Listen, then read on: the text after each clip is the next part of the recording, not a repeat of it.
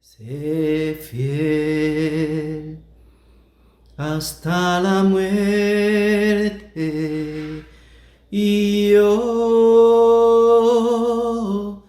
te daré la corona de la vida. Sé fiel, sé fiel, sé fiel hasta la muerte y yo te daré la corona de la vida. Sé fiel,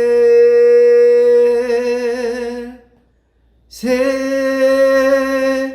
fiel. Vamos a ver la palabra de Dios en este día, dándole gracias al Señor por la oportunidad de traerla a todos ustedes. En el primer libro de Samuel, capítulo 31, haremos una comparación con el segundo libro de Samuel, capítulo 1. Vamos a primera de Samuel, capítulo 31. Los filisteos pues pelearon contra Israel, y los hijos de Israel huyeron delante de los filisteos y cayeron muertos en el monte Gilboa. Y siguiendo los filisteos a Saúl y a sus hijos, mataron a Jonatán, a Abinadab y a Malquisiú, hijos de Saúl. Y arreció la batalla contra Saúl y le alcanzaron los flecheros, y tuvo gran temor de ellos.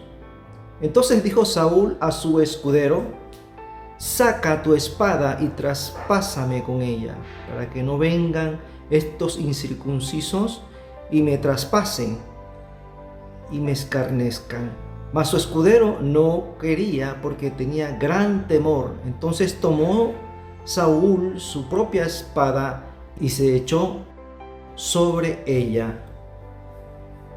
Ahora vamos a ver la comparación con el segundo libro de Samuel. Hago la aclaración que el primer libro de Samuel está narrando la historia real de los acontecimientos de la muerte de Saúl. Ahora en segunda de Samuel capítulo 1 viene una persona a narrar la muerte, pero no fue realmente lo que ocurrió. Tienen que tomar en cuenta que lo ocurrido es en primer capítulo, en el capítulo 31 de primera de Samuel fue lo real. Leemos segunda de Samuel capítulo 1 versículo 5. Dijo David a aquel joven que le daba las nuevas: ¿cómo sabes que ha muerto Saúl y Jonatán su hijo? Y el joven que le daba la nueva respondió: casualmente vine al monte Gilboa y hallé a Saúl que se apoyaba sobre su lanza, y venían tras él carros y gente de a caballo, y mirando él hacia atrás me vio y me llamó, y yo dije: heme aquí. Y me preguntó: ¿quién eres tú? Y le respondí: soy amalecita. Él me volvió a decir: te ruego que te pongas sobre mí y me mates, porque se ha apoderado de mí la angustia, pues mi vida está aún toda en mí. Yo entonces me puse sobre él y le maté, porque sabía que no podía vivir después de su caída. Y tomé la corona que tenía en su cabeza y la argolla que tenía en su brazo, y las he traído acá a mi Señor. Amén. Gracias, Dios, por tu palabra, en el nombre de Jesús. Amén. Amados hermanos, obviamente en el segundo libro de Samuel, capítulo 1, el amalecita era un saqueador en tiempos de guerra. El amalecita había traído una versión de la muerte de Saúl para su propia conveniencia.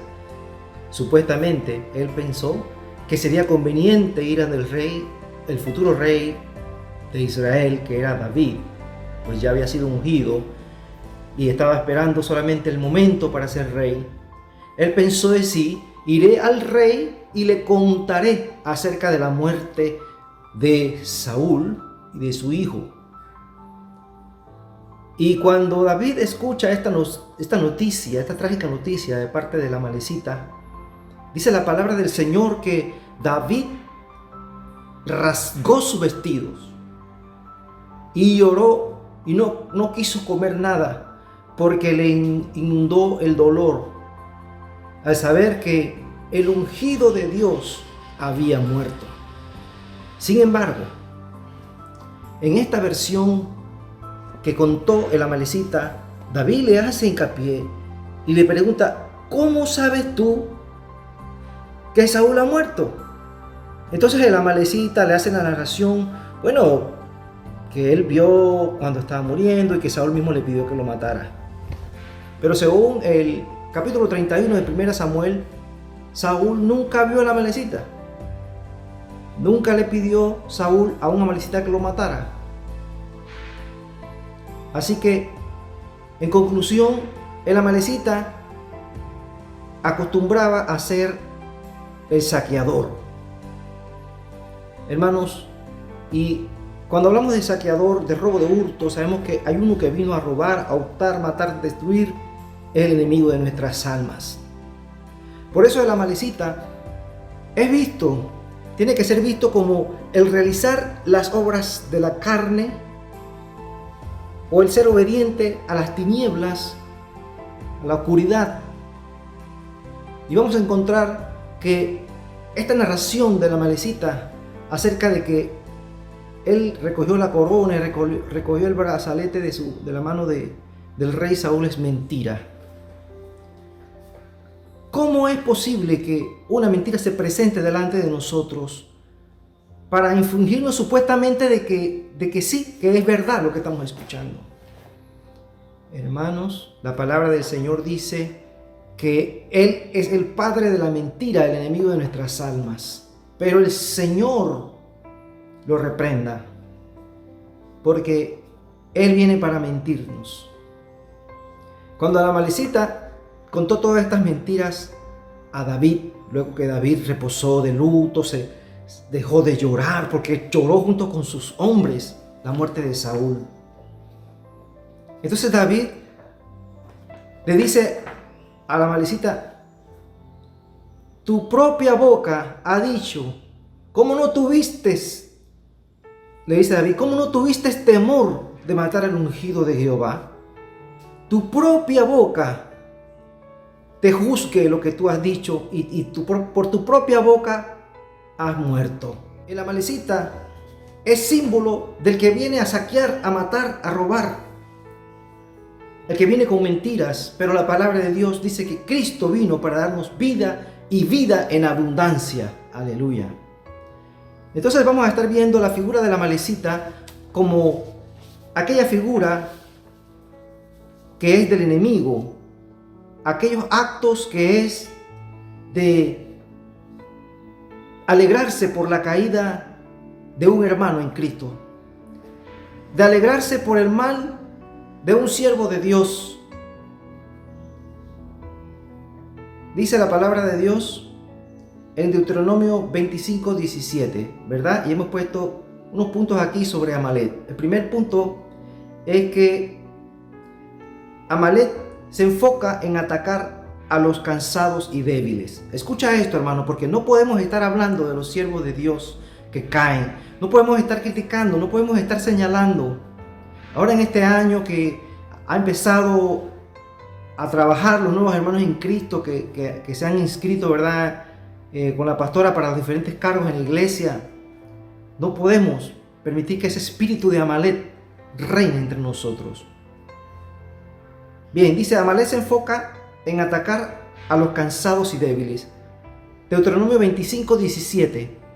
Acuérdate de lo que hizo Amalek contigo en el camino cuando salías de Egipto, de cómo te salió al encuentro en el camino y te desbarató la retaguardia, de todos los débiles que iban detrás de ti, cuando tú estabas cansado y trabajado y no tuvo ningún temor de Dios. Habla que Amalek, ¿verdad?, era unos habitantes de desierto que atacaron a Israel cuando salieron de Egipto, y cómo estos amalecitas, sin tener temor de Dios, sabiendo que era el pueblo de Dios, comenzaron a atacar a los débiles. Muchas veces nosotros, al ver a un hermano débil, también podemos estarlo atacando, estarlo criticando. Y ese es el espíritu de Amalek, que quiere gobernar sobre nuestra vida, sobre nuestro pensamiento. No podemos permitir que entre nosotros los hermanos exista este principado, ¿verdad?, de Amalek, que domina las mentes, de señalar, criticar a la persona débil. La palabra de Dios dice que debemos ayudar a los débiles, no a criticarlos. Una persona que tenga un cargo nuevo, que tenga poca experiencia o que tú le veas quizás errores, no debemos criticarlos, no debemos señalarlos, ¿verdad? Porque eso es del espíritu de Amalek. Segundo punto de Amalek: Dios ordenó un estado permanente de guerra contra Amalek. Leemos en Éxodo 17:15. Moisés edificó un altar y llamó su nombre Jehová Nisi. Y dijo: por cuanto la mano de Amalek se levantó contra el trono de Jehová, Jehová tendrá guerra con Amalek de generación en generación. Esto de Amalek, hermano, representa verdaderamente lo que es la persecución a la iglesia, la persecución a los ministros de Dios. En este tiempo, hermanos, sé que vendrán tiempos que la iglesia va a ser más perseguida que lo que actualmente es. Cuando ya por fin logren unificar, que se acepte el matrimonio homosexual, el lesbianismo, cuando estén hablando ya más de lo que han hablado contra Jesús y querramos predicar, se nos va a incrementar la persecución. Pero Moisés dijo de Amalek: Jehová Nisi, Jehová es mi bandera. Jehová va también a levantar la bandera a favor del pueblo de la iglesia del Señor. El Señor va a tener guerra contra Amalek, contra todos aquellos que se levantan. Porque escucha esto: todo aquel que comenta contra los siervos de Dios, contra la iglesia de Jesucristo, todos aquellos que se levanten a querer silenciar la voz de la iglesia, la voz de los ministros, la voz de las alabanzas, el Señor tendrá guerra contra ellos. El Señor levantará la bandera. Jehová Nisi, Jehová es mi estandarte. No importa cuántos Amalek se levanten, yo sé que mi Redentor vive y del polvo de donde esté Él me tiene que levantar. El tercer punto de Amalek, Éxodo 17:10, dice: e hizo Josué como le dijo Moisés, peleando contra Amalek. Y Moisés y Aarón y Hur subieron a la cumbre del collado. Y sucedía que cuando alzaba Moisés su mano, Israel prevalecía, mas cuando él bajaba su mano, prevalecía Amalek. Esto nos indica, amados hermanos, como siempre desde el principio de la palabra de Dios ha señalado, que no es con nuestra fuerza, no es contra nuestros contactos, no es contra la gente que conozcamos en la prensa, es con la oración. Si Moisés se hubiera unido a orar con Josué, si Moisés no hubiera sido ayudado, ¿verdad?, a alzar sus manos para estar delante de Dios, la victoria no se hubiera dado contra Amalek. Pero si nosotros nos unimos como cuerpo de Dios, como iglesia de Jesucristo en oración, nosotros vamos a vencer. Nosotros vamos a triunfar sobre las tinieblas.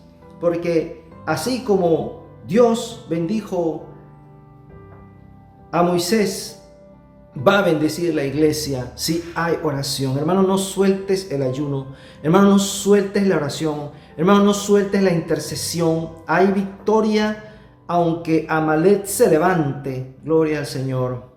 Siguiente punto de Amalek. Dice que algún día será borrado por completo el nombre de Amalek.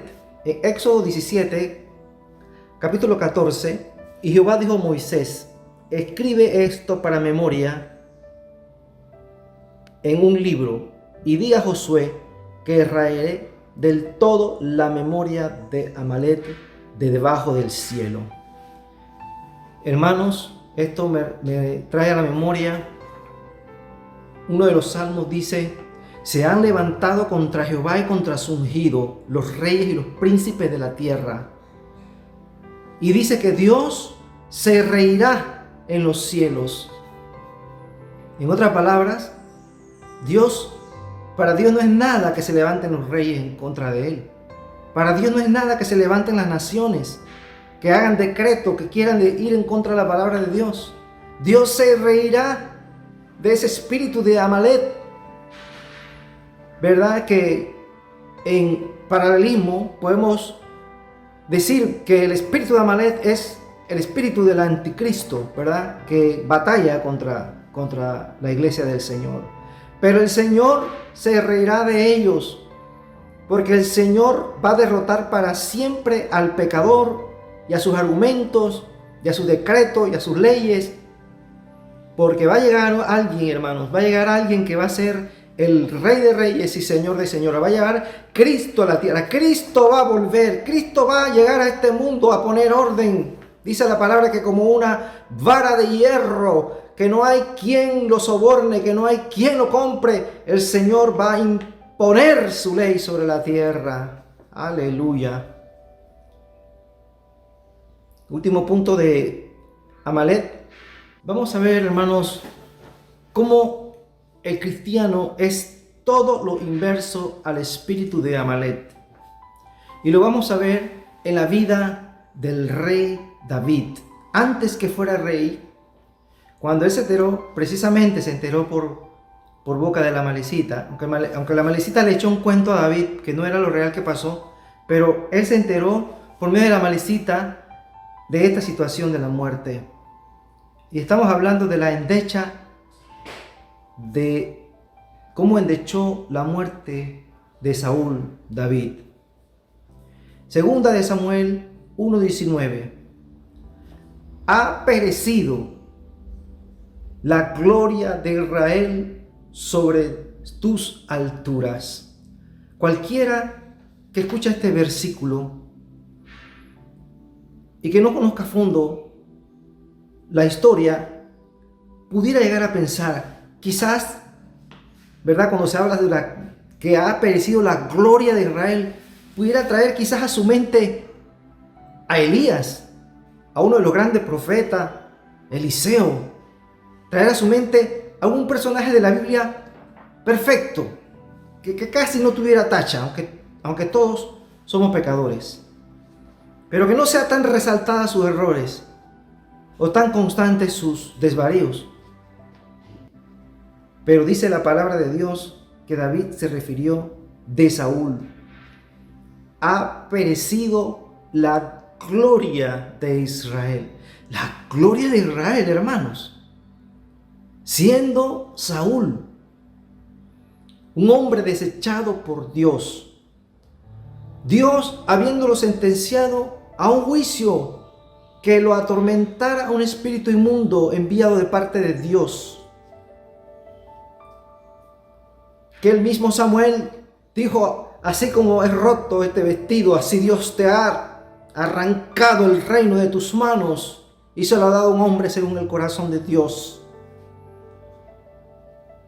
Un Saúl que persiguió a David, que dice que un día tenía una lanza en la mano y casi se la clava, quedó clavada en la pared la lanza. Cualquiera hubiera pensado que cuando David se enterara de la muerte de Saúl, él quizás diría: al fin ha muerto el que me persigue, al fin se ha quitado de mi camino el que me es tropiezo. David perdió su familia, tuvo que huir. En una ocasión tuvo que pasar a hacerse el loco, literalmente, se dejaba salir baba de su boca para que no lo mataran en tierra extraña, lo tuvieran por loco, por lástima, no te voy a, ¿para qué me traen este loco delante de mí?, dijo el rey de la otra nación. Mejor llévense a David si él está loco. Pero vemos a un David que cuando se enteró de la muerte, dijo estas palabras: ha perecido la gloria de Israel. Hermanos, qué hermoso poder ver que no hay que pagar mal por mal, hay que pagar bien por mal. Qué hermoso es poder ver que hay personas que aprecian a la gente cristiana, que cuando caen no van con el dedo para señalarlo, ni van con el pie para pisarlo, sino que saben que son hombres y mujeres de Dios, que tienen fallas, que tienen defectos, pero que son ungidos de Jehová de los ejércitos. Y siguió David: cómo han caído los valientes. Hay algo interesante en esta parte donde entra David que todos nosotros tenemos que prestar atención. Y por eso decía que somos, este pasaje es a lo inversa del espíritu de la malecita. Miren ustedes lo que dice David: no lo anunciéis en Gad. O sea, si tú te enteras que un hermano cae en pecado, no se lo digas a nadie. Dice David: no lo anunciéis en Gad. Y sigue diciendo, ¿verdad? Estoy en el segundo libro de Samuel, capítulo 1, versículo 19. Y sigue diciendo: no deis las nuevas en las plazas de Ascalón. Algunos quieren ser los primeros en decir, traigo la nueva cocoa, traigo la última. El hermano ha fallado. Quieren ser portadores de la nueva noticia, pero no las nuevas de salvación, las nuevas de la situación triste. Pero David dice: no deis las nuevas en las plazas de Ascalón. ¿Para qué? ¿Por qué no debemos dar la nueva, hermanos? Porque ese no es nuestro ministerio. El dar la nueva de la gente que está en pecado, que está débil, que está en situación vulnerable. Y dijo David, continuamos: para que no se alegren las hijas de los filisteos, para que no salten de gozo las hijas de los incircuncisos. Hermano, porque cuando falla un ministro de Dios, cuando falla un hombre, una mujer de Dios, los primeros que saltan de alegría son los impíos. O son los supuestos cristianos que tienen el espíritu amalecita, que dice toda la situación, lo divulgan, van en contra de lo que enseñó David. Tengan entendido que David es un hombre de Dios. Y él dijo: no lo anunciéis en Gad. Mejor quédese callado, hermano. Mejor no diga nada. El Señor juzgará. Miren, cuando en el libro de Génesis, una vez Noé bajó del barco, del arca, hizo un viñedo, sembró uvas. Dice que con el tiempo cosechó las uvas y de repente Noé vino y tomó del vino y se emborrachó y quedó desnudo en medio de su tienda.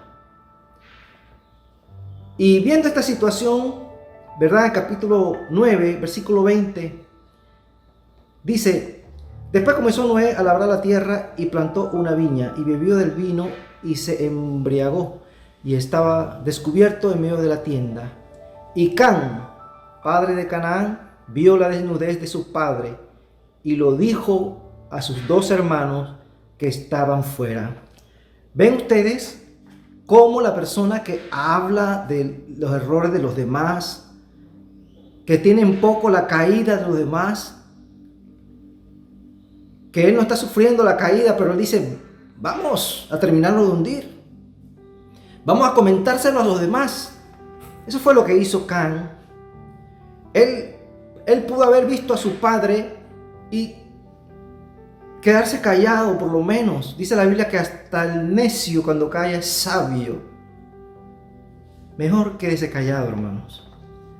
Pero Can no aguantó y fue corriendo donde los hermanos. ¡Ay, mi papá está borracho!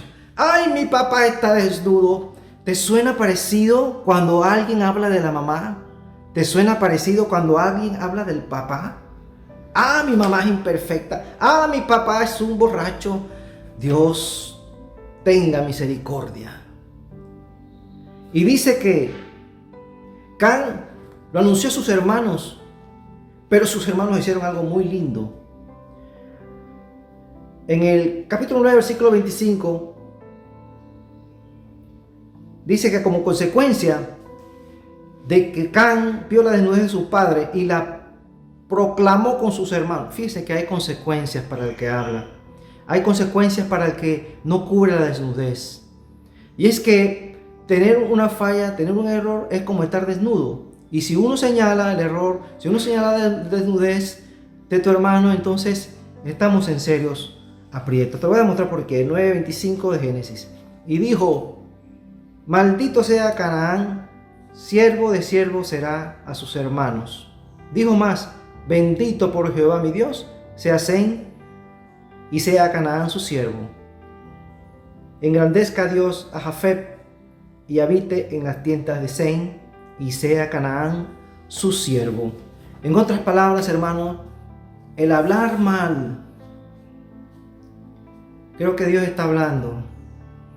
El hablar mal de tu padre, el hablar mal de tu madre, el hablar mal de un jefe de trabajo, el hablar mal de la autoridad. ¿Cuánta gente en este tiempo hablando mal del presidente de la República? Perdónenme, hermano, pero esta es la palabra que Dios me dio.